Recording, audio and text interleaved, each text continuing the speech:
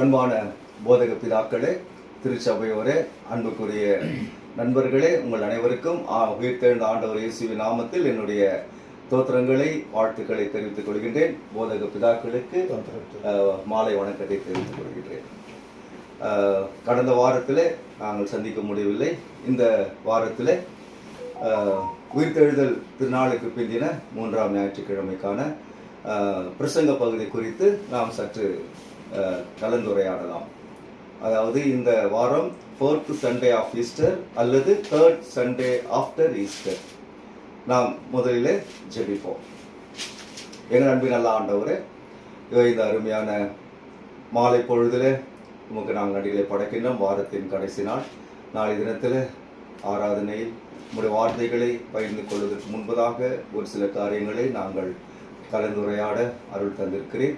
தேவரீர், இவைகள் யாவும் எங்கள் வாழ்வுக்காகவும் நீர் அளிக்கின்ற ரட்சிப்பின் வாழ்நித்திருக்கும்படியாகவும் இந்த வார்த்தைகள் பயன்படட்டும். உங்களுடைய வார்த்தைகள் குறித்து நாங்கள் சிந்திக்கின்ற பொழுது உங்களுடைய பிரசன்னம் இருக்கட்டும். தேவரீருடைய கிருபை எங்களை அனைவரும் ஆட்கொள்ளட்டும். இயேசுவின் நாமத்தில் ஜெபிக்கிறோம். கிறிஸ்துவுக்குள் அன்பானவர்களே, இந்த அருமையான நாளிலே நாளை உயிர்த்தெழுதல் திருநாளுக்கு பிந்தின 3ஆம் ஞாயிற்றுக்கிழமைக்கான பிரசங்க பகுதிகளை குறித்து நாம் சிந்திக்க இருக்கின்றோம். அதாவது சங்கீத பகுதி 23, பழைய ஏற்பாட்டுக்கு பதிலாக அப்போஸ்தலர் நடவடிக்கைகள் புஸ்தகம் 2ஆம் அதிகாரம் 42 தொடங்கி 47 வசனங்கள் வரையிலும், நிருபாக்கிய பகுதி பேதுருவின் 1ஆம் நிருபம் 2ஆம் அதிகாரம் 17 தொடங்கி 19 25 வரை, அதைத் தொடர்ந்து யோவானின் நற்செய்தி நூல் 10ஆம் அதிகாரம் முதல் 10 வசனங்கள். நாம் அடுத்த வசனத்தை கூட சேர்த்துக் கொள்ளலாம், 1 தொடங்கி 11. அப்போதுதான் நானே நல்ல மெய்ப்பன் என்கின்ற அந்த கருத்துக்கு அது சரியாகும். நாளைய தினத்தின் சிறப்பு நல்ல மெய்ப்பன் நியாயம். ஒவ்வொரு நாளும், ஏன்னா நீங்க முதல் வாரத்தில் பார்த்தீங்கன்னா குவாசிமோடோ ஜெனிட்டி என்ற ஒரு சண்டை பார்த்தா, அதாவது புதிதாக பிறந்த குழந்தைகளாக. கடந்த வாரத்தில் மிசரி கன்காடியா, அதாவது இரக்கமுள்ள இருதயம் என்ற பொருளில் ஒரு இது வந்தது. அதைத் தொடர்ந்து மன்னிக்கவும், இந்த வாரத்தில் நல்ல மெய்ப்பர் ஞாயிறு. சரி, நல்ல மெய்ப்பன் ஞாயிறு நமக்கு தெரிந்த காரியங்கள் தான், எல்லாம் புரிந்த விஷயங்கள் தான். இந்த நல்ல மெய்ப்பன் ஞாயிற்றுக்கிழமையில இயேசு யோவான் நற்செய்தி நூலில் அவருடைய போதனைகள் 10ஆம் அதிகாரத்தில் நாம் 1 தொடங்கி 10 பார்க்கிறோம். அதாவது நீங்க பார்த்தீங்கன்னா இது 9வது அதிகாரத்தினுடைய ஒரு தொடர்ச்சி. என்னன்னா, பிறவிக்குருடனே இயேசு குணப்படுத்துறார். அந்த பிறவிக்குருடன் குணமானதை இவர்கள் பரிசேயர்கள் மற்ற அவர்களை சார்ந்த சமயத்தலைவர்கள் ஏற்றுக்கொள்ளவில்லை. நீங்க பார்த்தீங்கன்னா, ஏற்கனவே சமாரிய பெண் அவருடைய பற்றி நாம தியானித்த அதுக்கு முந்தின வார்த்தையில நிக்கோதேமோ, அதாவது இந்த ஒரு சந்தி காலத்தில். இப்போ இதெல்லாம் பார்த்தீங்கன்னா அந்நியர்கள் மட்டுமே ஏற்றுக்கொள்கிறார்கள்.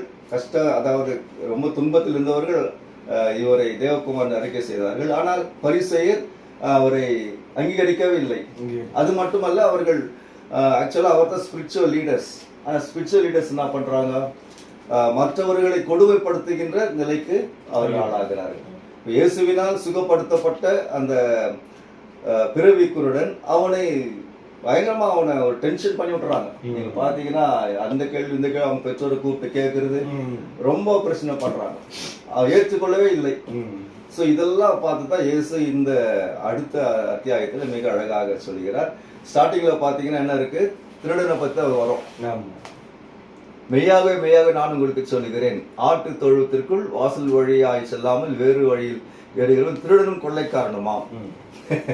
10:1 திருடன் கொள்ளைக்காரன் என்று பரிசேயர்களை, அதாவது சமய தலைவர்களை, ஸ்பிரிச்சுவல் லீடர்ஸாக இருக்க வேண்டியவர்களை, அவர்கள் அந்த ஸ்பிரிச்சுவல் லீடர்ஸ் என்ற ரெஸ்பான்சிபிலிட்டி, அந்த பொறுப்புக்கு அவர் ஆளாகாதனால அவர் இந்த திருடன் கொள்ளைக்காரன் என்று சொல்கின்றார். அப்ப அதற்கு பிறகுதான் தன்னை யார் என்று அவர் சொல்ல செய்கிறார். நல்ல அழகான ஒரு இன்ட்ரோடக்ஷன் கொடுத்தீங்க.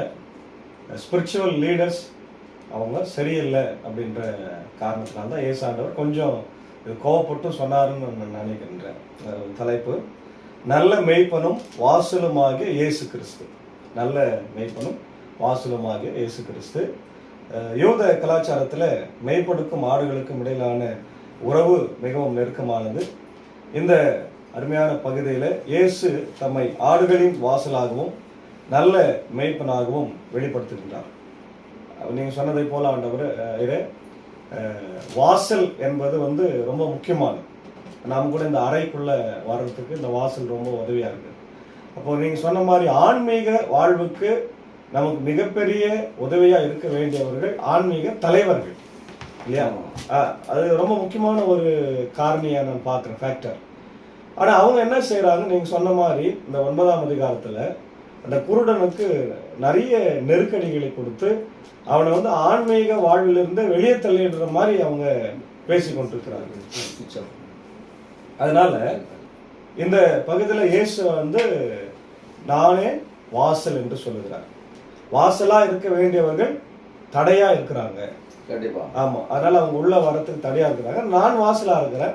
நீங்க சொன்ன மாதிரி அவங்க கொள்ளைக்காரனா இருக்கிறான், திருடனா இருக்கிறான் அப்படின்னு ஆரம்பிக்கின்றது நம்ம பாக்குறோம். அதே போல சொல்றாங்க நல்ல மேய்ப்பனும் சொல்றாரு. இப்ப கள்ளனும் திருடனுமானவர் 1:5-8 அது 3 வசனத்துல அவர் சொல்றார், வலியுறுத்துறார். உண்மையான மேய்ப்பன் வாசல் வழியாகவே உள்ளே நுழைகிறான். ஆனால் ஆடுகளை வஞ்சிக்க நினைக்கிறவர்கள் தான் வேறு வழியால் ஏறி வராங்க. அவருக்கு அடையாளமா சொல்றது அவர் ஆடு திருடன் ஆடுகளை திருடவும் கொள்ளவும் அழிக்கவும் வருகிறான் என்கின்ற எச்சரிக்கை இந்த இடத்துல பதிவு செய்யறார்.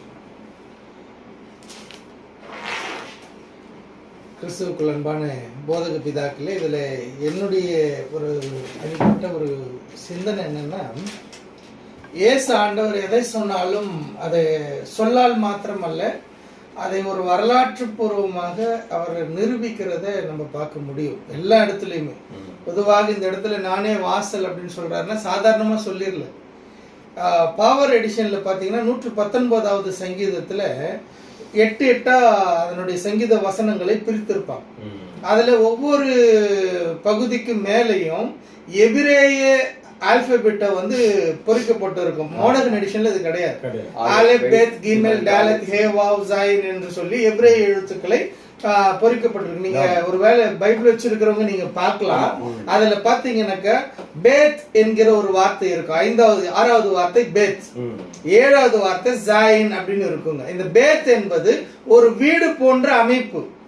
ஒரு தொழுவத்திற்குள்ளாக ஒரு வீட்டிற்குள்ளாக போகிற ஒரு அமைப்பை போலதான் இருக்கும். நீங்க அந்த சிம்பிள் எடுத்து பாத்தீங்கன்னா, ஆக ஜாயின் என்கிற எழுத்து எப்படி இருக்குன்னா ஒரு மேய்ப்பனுடைய கரங்களில் இருக்கிற கோல். ஆக அந்த கோல் அந்த வீட்டிற்குள்ளாக போகிற அனைவருக்குமே ஒரு பாதுகாப்பு என்கிறதை வலியுறுத்துகிறது.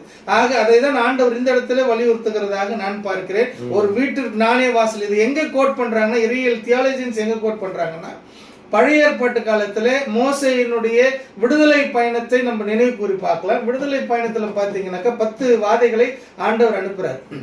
அந்த 10 வாதைகள்ல கடைசி வாதை சங்கார தூதன். அந்த சங்கார தூதன் என்னன்னா வருகிற பாஸ் ஓவர், அதை நம்ம எல்லாம் நமக்கு எல்லாருக்குமே தெரியும். அந்த பலியிடப்பட்ட அந்த ரத்தத்தை, ஆற்றினுடைய ரத்தத்தை எடுத்து நிலைக்கால்களிலே தடவுகிற பொழுது சங்கார தூதன் தாண்டி போகிற பொழுது அந்த வீட்டில் உள்ளவர்கள், அந்த வாசலுக்கு உள்ளே இருக்கிறவர்கள் எல்லாருமே பாதுகாக்கப்படுகிறார்கள் அப்படின்ற ஒரு கான்செப்ட் இருக்குது இல்லைங்களா 10வது வாதைகள்ல. அது இதுல அந்த பலியிட்டு ரத்தத்தை தெளித்து அதுக்கு அப்புறமா அந்த பாதுகாப்பை கொடுக்கிற அப்படி இல்லை. நானே வாசலா இருக்கிறேன், என்னை தாண்டி யார் உள்ள வர போறாங்க. இப்ப கிராமத்துல கூட சொல்லுவாங்க இல்லையா, என்னை மிஞ்சி மேல கை வச்சுட்டு பாத்துரலாம் அப்படின்னு சொல்லுவாங்க இல்லையா. நான் வாசலா இருக்கிறேன், என்னை தாண்டி எப்படி உள்ள வர முடியும்? எல்லை. அப்படிப்பட்ட ஒரு எல்லை காவலராக, மனிதர்களை காக்கிற கடவுளாக ஒரு மேய்ப்பன் என்கிற தொழிலை மக்களுக்கு ஆண்டவர் நிர்ணயிக்கிறத இந்த இடத்துல நான் பார்க்கிறேன். இந்த பகுதியில 2 மெட்டாஃபர்ஸ் ஜான் இயேசு சொன்னதாக சொல்லுகின்றார். மெட்டாஃபர்னா உருவகம். இப்போ இந்த பகுதியில் 2 உருவகம், ஒன்று நானே வாசல்னு சொல்றாரு, நானே மெய்ப்பன் என்று சொல்றாரு. நீங்க பாத்தீங்கன்னா இந்த நானே ஐ ஆம் சேயிங்ஸ்னு வரும், நிறைய சேயிங்ஸ் வரும். இந்த நானேன்னு சொல்லும்பொழுது ஐ ஆம் சொல்லும்பொழுது அது வந்து ப்ரெசன்ஸ்ல இருக்கும். நீங்க கிராமட்டிக்கலா பாத்தீங்கன்னா ப்ரெசன்ஸ் ஐ ஆம். இப்போ நீங்க இது கோட் பண்ணீங்க எக்ஸோடஸ்ல மோசே அழைக்கின்ற பொழுது உங்களுடைய நாமம் என்ன அப்படி கேட்டப்போ இருக்கிறவராகவே இருக்கிறேன். ஐ ஆம் தட் ஐ ஆம், ஐ ஆம் தட் ஐ ஆம். அப்போ அந்த ஐ ஆம் தான் இங்கே பயன்படுத்திக்கிறோம். எய்மி ஐ ஆம் நானே. அப்போ நானேனா அந்த காலத்திலிருந்து, அதாவது உலகம் உருவான நாள் தொடங்கி இருக்கிறவர் தான் நானும் இருக்கிறவராகவே இருக்கிறேன். அப்போ நானே இந்த ஆடுகளுக்கு அல்லது மக்களுக்கு நானே பாதுகாவல். இப்போ வாசல் சொல்லும் பொழுது அந்த காலத்துல இயேசுவின் காலத்துல இந்த ஆடு மந்தை காப்பதற்கு அங்கே ஒரு இது ஷெப்பர்டு ஃபோல்டு மாதிரி வச்சிருப்பாங்க, பாதுகாப்பு. ஒன் சைடு வால் இருக்கலாம், இல்லைன்னா ஏதாவது மொத்தத்தில் ஒரு ஃபென்சிங் மாதிரி போட்டு பாதுகாப்பாக வச்சிருப்பாங்க. ஒரு கேட் கீப்பர் வைப்பாங்க, ஒரு வாட்ச்மேன். இப்போ அந்த வாட்ச்மேன் வந்து ஷெப்பர்ட் வரும்போது திறந்து விடுவான், மெய்ப்பருக்கு திறந்து விடுவான். அப்போ மெய்ப்பர் உள்ளே போவான். அப்போ இங்க ஒரு மெய்ப்பனுக்குரிய ஆடுகள் மட்டும் இல்லை, பல மெய்ப்பர்களுக்குரிய ஆடுகள். இப்போ இங்க உதாரணமா பாத்தீங்கன்னா கார் பார்க்கிங் இருக்கும். ஒரு இதுல வந்து எல்லா காரும் எல்லாருடைய காரும் போவோம், அந்தந்த ஆளுங்களுடைய கார் ஏதோ அதை எடுத்துன்னு வருவோம். அது போல ஆடுகள், இப்போ பல மெய்ப்பனுடைய ஆடுகள் இருக்கும். அப்போ அந்த குறிப்பிட்ட மெய்ப்பன் போகும்போது அவனுடைய குரலை அந்த ஆடுகள் ரெகனைஸ் பண்ணி வந்துடும். அப்போ இந்த மெய்ப்பன் அந்த ஆடுகளை அறிந்திருக்கிறான், அந்த ஆடுகள் மெய்ப்பனை அறிந்திருக்கிறான். அப்ப அந்த அறிந்திருக்கிறேன் என்று சொல்றதுல ஒரு பெரிய விஷயம் இருக்குது. ஏன்னா நியூ, அறிந்திருக்கிறேன்னா நியூ என்று பொருள். அப்ப இந்த வார்த்தை எதிலிருந்து வருதுன்னா ஆதாம் ஏவாளை அறிந்தான் அப்படிங்கிறது இல்லைங்களா. ஆடம் நியூ ஈவ் அப்படி இருக்கும். அப்ப அந்த நியூல வந்து ஒரு இன்டிமேட் ரிலேஷன்ஷிப், ரொம்ப ஒரு நெருங்கிய உறவு. அந்த வார்த்தை தான் இங்க யோவான் பயன்படுத்துறாரு. என் ஆடுகள் என்னை அறிந்திருக்கேன், நான் என் ஆடுகளை அறிந்திருக்கிறேன் சொல்லும்போது எனக்குள்ள இருக்கிற ஆடுகள் ஒரு இன்டிமேட் ரிலேஷன்ஷிப். அப்ப அந்த உறவினால நான் கூப்பிடுற அந்த வார்த்தைகளை என்னுடைய ஆடுகள் கேட்கும். அப்ப அவரை பின்பற்றுகின்ற அல்லது அவரை சார்ந்திருக்கின்ற அந்த ஆடுகள் அவரை அதாவது ஐடென்டிஃபை செய்யும். இப்ப இங்க நானே மெய்ப்பன் என்று சொல்லுகின்றோம், நானே நல்ல மெய்ப்பன் சொல்றார். நானே மெய்ப்பன் சொல்லலாம், ஆனா நானே நல்ல மெய்ப்பன் அப்படின்றாரு. அட்ஜெக்டிவ் ஒரு அட்ஜெக்டிவ் பயன்படுத்துறாரு. அப்போ நல்ல அப்படின்னா அதுல ஏதோ ஒரு சம்திங் இஸ் தேர். இப்போ ஒரு இந்த திரைப்படங்களை பார்க்கும்பொழுது இவ்வளோ அடி அடிச்சுக்கிறான், நீ ஒன்றும் சொல்லலையா, ரொம்ப நல்லவன் ஒருத்தர் சொன்னா ரொம்ப நல்லவன், எவ்வளோ அடிச்சாலே தாங்க. அது மாதிரி நல்லவர் என்று சொல்லும் பொழுது எல்லாவற்றும் தாங்கக்கூடியவர், தன்னுடைய ஜீவனையே கொடுக்கக்கூடியவர். அப்பதான் சொல்ல நானே நல்ல மெய்ப்பன், நான் வந்து என்ன செய்யறேன், என் ஆடுகளுக்காக என்னுடைய வாழ்க்கையை அர்ப்பணிக்கிறேன், என்னையே கொடுக்குறேன். இப்போ நீங்க பாத்தீங்கன்னா மெய்ப்பனுக்கும் ஆடுக்கும் ஒரு அந்த எடுத்துக்கொண்டீங்கன்னா மனிதன், ஆடு வந்து சாதாரண ஒரு உயிரினம். அப்போ பெரிய ரொம்ப விலை மதிக்கலாம் இயலாத ஒரு உயிரினம் தான். அதுக்கு என்ன யூஸ், கறி சாப்பிட்றதான் யூஸ், இல்லைன்னா அதனுடைய தோலை பயன்படும், அவ்வளோதான். மற்றபடி பெரிய அளவில் அந்த ஆடு ஒன்றும் யூஸ் கிடையாது. மெய்ஸுக்கு போவாங்க, மெய்ஸு போயிட்டு என்ன பண்ணுவாங்க, கசாப்காரங்க விடுவாங்க, இதுதான் நடக்கிறது. அப்போ எல்லாம் பால் கொடுக்கும், அவ்வளோதான். அப்போ இது ஒண்ணுமே இல்லாத இந்த ஆட்டுக்காக மெய்ப்பன சொல்ல நான் என் உயிரையே கொடுக்குறேன். அது ஒண்ணும் இல்லதான், ஆனா அதுக்காக, ஏன்னா இது நான் வளர்க்கிற ஆடு. அப்ப இங்க நானே வாசல்னா ஒரு பாதுகாப்பு, நானே மெய்ப்பன் சொல்லும்போது ஒரு ப்ராவிடன்ஸ், ஒரு ப்ரொவைட் பண்றாரு, எல்லாரும் உணவு எல்லாவற்றையும் கொடுக்கின்றார். அதுதான் தாவீது சொல்றாரு, கர்த்தரின் மெய்ப்பரா இருக்கிற எனக்கு ஒரு குறைவு. அப்போ ஒண்ணுமே இல்லாத அந்த மிருகத்துக்கு இவரு உயிரை கொடுக்கிறார். அதுதான் கடவுள். அப்ப நாம கூட ஒண்ணு இல்ல, தூசு, டஸ்ட்.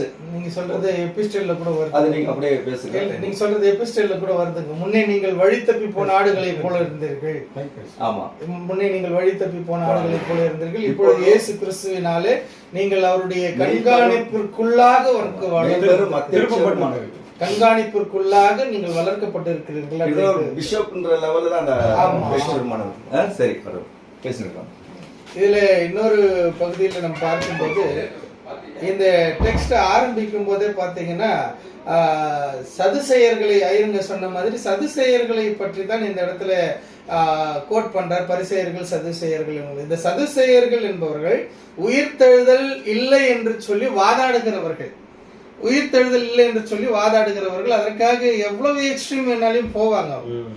ஆக அவங்களை பார்த்து தான் இந்த இடத்துல அவர்களை ஏறுகிறவன் தொழுவத்திற்குள்ளாக மறைமுகமாக ஏறுகிறவன் அப்படின்ட்டு இந்த வசனத்துல கோட் பண்ணி பாக்குறேன். இதுல என்னன்னாக்கா இந்த நற்செய்தி ஆக்கியோன் வேறு வழியாய் அப்படின்னு சொல்லி இருக்கலாம். ஆனால் ஏறுகிறவன் அப்படின்ற போது கீழ்நாட்டு சிந்தனையோடையோடு அந்த சிந்தனையோடு கூட அவர் பேசுகிறார் அப்படின்றத இந்த இடத்துல கோட் பண்றாங்க. காரணம் என்னன்னா தன்னுடைய ஜீவனை ஐயர் சொன்ன மாதிரி தன்னுடைய ஜீவனை கொடுக்கிறது. இது சாதாரணமா இல்லை, ஜீவனை கொடுக்கிறது அப்படின்றது.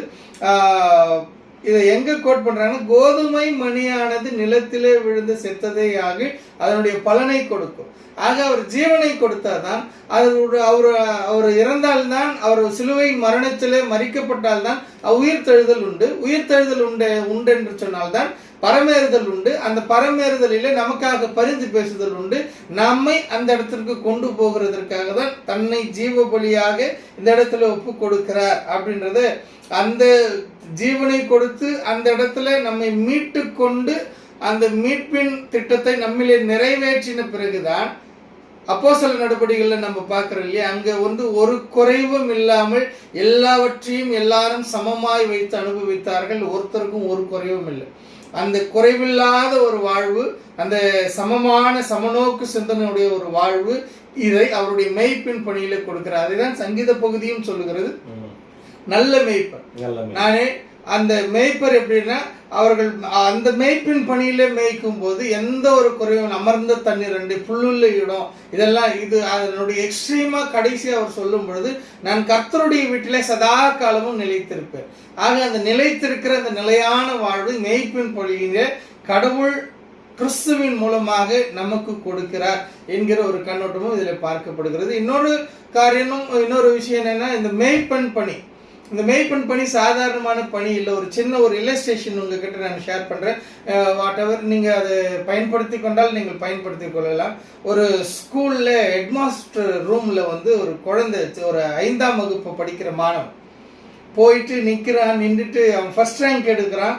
ஃபர்ஸ்ட் ரேங்க் எடுத்துட்ட உடனே அந்த ஹெச்எம் என்ன சொல்றாங்க, உனக்கு என்ன வேணும் கேளு அப்படின்னு சொல்லி கேட்கறாங்க. அந்த ஹெச்எம், ஃபர்ஸ்ட் ரேங்க் எடுத்துட்டு இருக்கிற, உனக்கு என்ன வேணும் கேளு அப்படின்னு சொல்லி கேட்கும்போது அந்த பையன் என்ன சொன்னான்னா, அந்த ஹெச்எம் உடைய சீட்டுக்கு மேல பாத்தீங்கன்னாக்கா ஏசு ஆண்டவர் ஒரு ஆடை கையில வச்சுட்டு இருக்கிற ஒரு போட்டோ வச்சுட்டு இருந்தது. அந்த போட்டோ நம்ம வீட்டுல கூட எல்லாரும் பார்த்துருப்போம். அந்த போட்டோ ஒரு ஏசாமி ஒரு ஆட்டை அந்த ஆடு கால் கட்டி அடிபட்டிருக்கும், அதை கட்டி தழும்புகளை கட்டி இருப்பாரு. அந்த போட்டோ எல்லார் வீட்லயும் பார்த்துருக்கிறோம், எல்லா இடங்களையும் நம்ம பார்த்துருக்கோம். அந்த போட்டோவில் இருக்கிற ஆடு போல நான் ஆகணும் டீச்சர் அப்படின்னு அந்த ஹெச்எம் கிட்ட அந்த பையன் சொன்னாங்க. அப்போ அந்த ஹெச்எம் சொன்னாங்களா, வேணாம் அப்படின்னாங்க. ஏன் டீச்சர் அப்படின்னு? ஒன்றும் இல்லை, அந்த ஆடு கொஞ்சம் அவசர கொடுக்கு பிடிச்ச ஆடு. அது அந்த மேய்ப்பனுடைய செவிய மேய்ப்பனுடைய வார்த்தையை அந்த ஆடு கேட்கல. அதனால அந்த தொழுவத்திலிருந்து எகிரி குதிச்சு மலையிலிருந்து கீழே விழுந்து கால் அடிபட்டு இருக்குது. அது கொஞ்சம் திமிர் பிடிச்ச ஆடு, அது கொழுப்பு பிடிச்ச ஆடு, அது சொன்ன பேச்சு கேட்காத ஆடு. அது ஆகையினால அது அப்படி எகிரி குச்சி போயிட்டு அடிபட்டுருச்சு. அதுக்கு அதை கட்டி தாங்கிட்டே வச்சிருக்கிறாரு, வேற எங்கேயும் போகாம தாங்கிட்டே வச்சிருக்கிறாரு. அந்த கொழுப்பு பிடிச்ச ஆடு மாதிரி இருக்கக்கூடாது அப்படின்னு சொல்லி அந்த குழந்தைக்கு அந்த புத்திமதியை சொன்னார்கள். எதற்காக சொல்லுகிறேன் என்று சொன்னால், நாமும் கூட இன்றைக்கு ஒருவேளை நிருப பகுதியில் சொல்லுகிற மாதிரியே நாமும் வழி தப்பி போன ஆடுகளை போல இருந்தோம். ஆனால் அவருடைய இயேசு கிறிஸ்துவினாலே அவருடைய ஆத்மா, நம்முடைய உங்கள் ஆத்மாவுக்கு மெய்ப்பராய் இருக்கிற அவருடைய கண்காணிப்பிற்குள்ளாக நாம் இணைக்கப்பட்டு இருக்கிறோம். அதான் ஆரம்பத்தில் சொன்னோம் இல்லையா, அந்த பேத் என்கிற அந்த வீடு போன்ற அந்த தொழுவம் போன்ற அமைப்பிற்குள்ளாக அவருடைய கண்காணிப்பிற்குள்ளாக அந்த மேய்ப்பனுடைய கோல் என்கிற ஜாயின் என்கிற வார்த்தை அந்த மேய்ப்பனுடைய கோலிலே மறைக்கப்பட்டு அந்த தொழுவத்திற்குள்ளாக அடைக்கப்பட்டு பாதுகாக்கப்படுகிற ஒரு வாழ்வை ஆண்டவர் நமக்கு கொடுக்கிறார் என்கிற ஒரு சிந்தனையில நான் பார்க்கிறேன். கரெக்டா சொன்னீங்க. அது தொடர்ந்து டெக்ஸ்ட்ல நம்ம பார்க்கிறோம். ஏற்கனவே ஐயர் சொன்ன மாதிரி தனிப்பட்ட உறவு, இயேசு ஆண்டவருக்கும் ஆடுகளுக்கும் தனிப்பட்ட ஒரு இன்டிமசி ரிலேஷன்ஷிப் இருக்கு. அவர் அந்த ஆடுகளை பெயர் சொல்லி அழைக்கிறவராக இருக்கிறாரு. நம்ம கூட அவர் பெயர் சொல்லி அழைக்கிறாரு, நம்மை அறிந்திருக்கிறார். நம்மளை அவர் வெறும் கூட்டமாக பார்க்காம தனிப்பட்ட முறையில் ஒவ்வொரு ஆடுகளையும் அவர் தனிப்பட்ட முறையில் தனித்தனியாக அறிந்திருக்கிறார். அதனால்தான் அவர் நம்மளை பெயர் சொல்லி அழைக்கிறார். இப்போ நம்ம யார் பெயரை நம்ம சொல்லுவோம், நமக்கு நல்லா தெரிஞ்சவங்க பெயரை சொல்லுவோம். அதனால இயேசு ஆண்டவர் நமக்கு நன்றாக நம்மை அவர் அறிந்திருக்கிறார். தனிப்பட்ட உறவு, அதாவது நம்முடைய குமரன் சொன்னது மாதிரி அந்த தனிப்பட்ட intimacy, deep relationship between the Jesus and the congregation அல்லது சில்ட்ரன் ஆஃப் காட், அதை நம்ம பார்க்கணும். அடுத்தது நல்ல மெய்ப்பனுடைய ஒரு குணம் என்னன்னா முன்னே செல்லுது. இப்போ நம்முடைய கிராமங்களை நம்ம பார்க்குறோம், நம்முடைய மெய்ப்பர்கள் பின்பாக போவாங்க. ஆனால் இஸ்ரவேலில் முன்பாய் செல்வார்கள். இப்போ முன்பாய் போகும்போது அவங்களுக்கு வருகிற ஆபத்து, நாச மோசம் இல்லையா, அதே போல் அந்த பள்ளத்தில் விழுந்து விடாமல் ஐயர் சொன்னதை ஆமாம் அது காக்கப்படுகிறதா இருக்கு. அப்போ ஆடுகளுக்கு முன்னே செல்லுகிற ஆண்டவராக இயேசு ஆண்டவர் இருக்கிறாரு.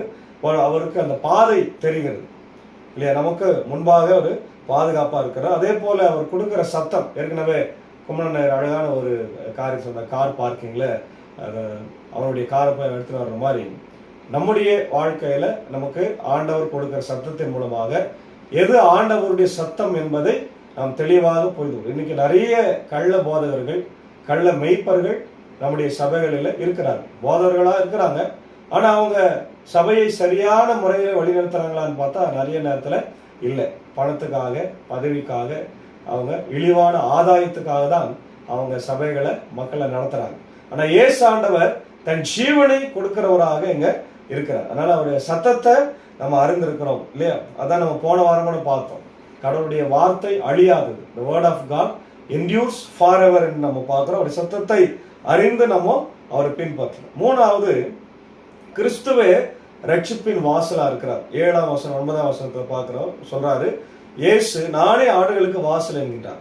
ஒரே வழி பரலோகத்திற்கு பிதாவுக்கு போகிற ஒரே வழி இயேசு தான். அதனாலதான் ஒருவேளை அடுத்த வாரத்தில் நம்ம அதை பார்க்க போறோம். யோவான் 14ஆம் அதிகாரத்தில் சொல்றாரு, நானே வழியும் சத்தியமும் ஜீவனுமா இருக்கிற. அப்போ இந்த பாதுகாப்பு என்பது இந்த வாசல் வழியா பிரவேசித்தா மட்டும்தான் நமக்கு கிடைக்கின்றதாக இருக்கிறது. கடைசியா 10ஆவது வசனத்துல பார்க்கிறோம், பரிபூரண வாழ்வு. திருடன் அழிவுக்கு காரணமானவர், ஆனா இயேசு வாழ்வின் ஊற்றாக இருக்கிறார். அவர் ஆடுகளுக்கு ஜீவன் உண்டாயிருக்கவும் பரிபூர்ணப்படும், அதாவது பரிபூர்ணம் என்ற வார்த்தை ரொம்ப முக்கியமானது. த அபண்டன்ட் லைஃப், நிறைவான ஒரு வாழ்க்கை, முழுமையான ஒரு வாழ்க்கைக்காக அவர் வெறும் உலக பிரகாரமான பொருள் சார்ந்ததல்ல, அது கிறிஸ்துவில் கிடைக்கும் நிறைவான சமாதானம், சந்தோஷம், நித்திய வாழ்வை அது குறிக்கிறது. கடைசியா 11ஆவது வசனத்தில் நம்ம பார்த்தோம்னா நம்ம சொன்ன மாதிரி நானே நல்ல மெய்ப்பன், நல்ல மெய்ப்பன் தன் ஆடுகளுக்காக ஜீவனை கொடுக்கிறான் என்ற அந்த வார்த்தையோடு அந்த பகுதி நிறைவு பெறுகிறத நம்ம பார்க்கிறோம். இதுல சொன்ன மாதிரி இதுல நல்ல மெய்ப்பன் தன் ஆடுகளுக்காக தன் ஜீவனை கொடுக்கிறான். இதனுடைய கிரேட் எக்ஸாம்பிள் பாத்தீங்கன்னா ஓல்ட் டெஸ்ட்மெண்ட்ல தாவீது எடுத்துக்கலாம். தாவீதினுடைய வாழ்க்கையில சாதாரண ஒரு மெய்ப்பனா இருக்கிறான். அந்த மெய்ப்பின் பணியில இருக்கும் பொழுது அவனே ஒரு முறை சொல்லுகிறான், ராஜாவினிடத்துல பேசும் பொழுது, ஒரு முறை ஆடு மேய்ச்சிட்டே இருக்கும் பொழுது சிங்கம் ஒரு முறை வந்தது, அந்த கரடி ஒரு முறை வந்தது, அதை சாதாரணமா நான் அதை அதனுடைய வாயை கீழ்ச்சிட்டேன் அப்படின்னு சொல்லி. ஆக தன்னுடைய உயிரையும் பணையும் வைக்க துணிகிறவர் தான் உண்மையான மெய்ப்பன். ஆமா. இப்போ பாஸ்டர் ஒருவேளை பாஸ்டர்ஸ் இன்ஸ்டாலேஷன், போதகருடைய குரு நியமனம் இருக்குது இல்லையா, அதுல அந்த குரு நியமனத்துல போதகர் பிரகடனம் ஒண்ணு இருக்குதுங்க. அந்த போதகர் பிரகடனத்துல நீசத்தனமான லாபத்திற்காக இந்த ஊழியத்தை செய்கிறதற்கு ஒப்பு கொடுக்காதிருங்கள் அப்படின்னு ஒரு வார்த்தை வரும். நீசத்தனமான லாபத்துக்காக இல்லை, தன் ஜீவனை கொடுக்கிறதற்காக, தன்னுடைய உயிரையும் பணையம் வைக்கிறதற்காக தன்னுடைய ஜீவனையும் கொடுக்கிறது ஊழியம். அதுதான் உண்மையான மேய்ப்பின் பணி. இதை ஏன் சொல்றேன் இந்த இடத்துல அவ்வளவு ஆழமாக வலியுறுத்துகிறதற்கு காரணம் என்னன்னா, இந்த பரிசேயர்கள் அப்படிப்பட்டவர்கள். அவர்கள் தங்களை மெச்சிக்கிறவர்கள். பரிசேயர்களை பத்தியும் இந்த சதுசேயர்களை பத்தி ஆண்டவர் சொல்லும்போது நீண்ட அங்கிகளை தரித்து கொண்டு வீதியில உலாவிக் கொண்டு விதைகள் வீட்டை பச்சிக்கிறவர்கள். அதே நேரத்தில் நீங்கள் ஒருத்தலாமிலும் வெந்தயத்திலும் நீங்கள் தசம பாகம் செலுத்த வேண்டிய நியாயப்பிரமாணத்திற்கு நீங்கள் முட்டுக்கட்ட உங்களில் ஒருவனை உங்கள் மார்க்கத்திற்கு சேர்க்கத்தக்கதாக கடல் தாண்டி மலை தாண்டி போறீங்க. ஆனால் உங்கள் மார்க்கத்திற்கு அவனை சேர்த்த பிறகு உங்களை காட்டிலும் இரட்டத்தினியான ஆக்கினிக்கு அவங்களை ஆளாக்குறீங்க. இப்படி எல்லாம் அவர்கள் பண்றாங்க. இதற்கு முன்னாடி அதிகாரத்தை நீங்க பாத்தீங்கன்னா அந்த பிறவி குருடன்னு ஆண்டவர் குணமாக்குற யார் அவங்க குணமாக்குறதுன்னு ஏசாமி தான் குணமாக்குறான்னு சொல்றது they cannot accept that. அதை அவர்களால் ஏற்றுக்கொள்ளவே முடியவில்லை.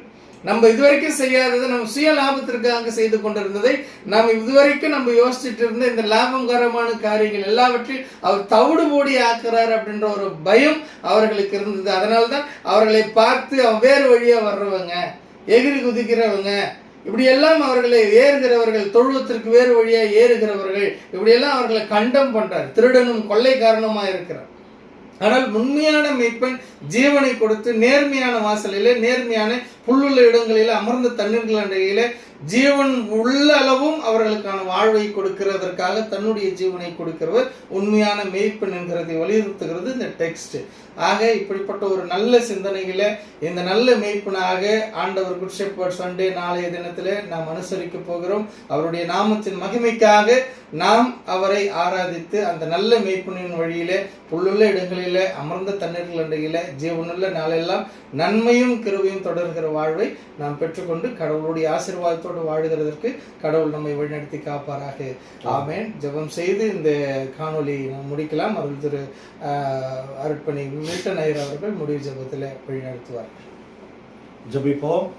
நானே நல்ல மெய்ப்பன் என்று சொல்லி எங்கள் வாழ்க்கையிலே ஆசீர்வாதங்களை தந்து வழிநடத்துகிறவரை ஸ்தோத்திரிக்கிறோம். இந்த நல்ல மாலை பொழுதிலும் ஆண்டவரை நாளை தினத்திற்குரிய செய்தியை நாங்கள் 3 போதப்பிதாக்களாக உடைய அருட்பணி ஆண்டவரை ஐஎல்ஸுடைய துணை பெரும் தலைவர் கவுண்டன் ஐயர் அவர்களும், அன்பு சகோதரர் ஆண்டவர் அர்ப்பணி தினகரன் ஐயர் அவர்களும் அடியனும் இணைந்து பேசியிருக்கிறோம்.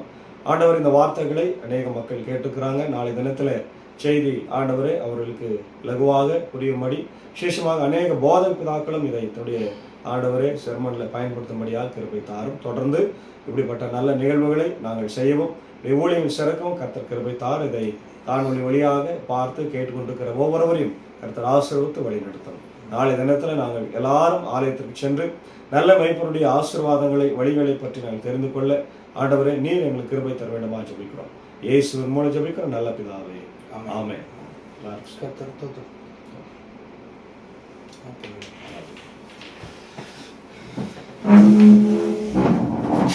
தேவபிதா எந்தன் மேய்ப்பனல்லோ.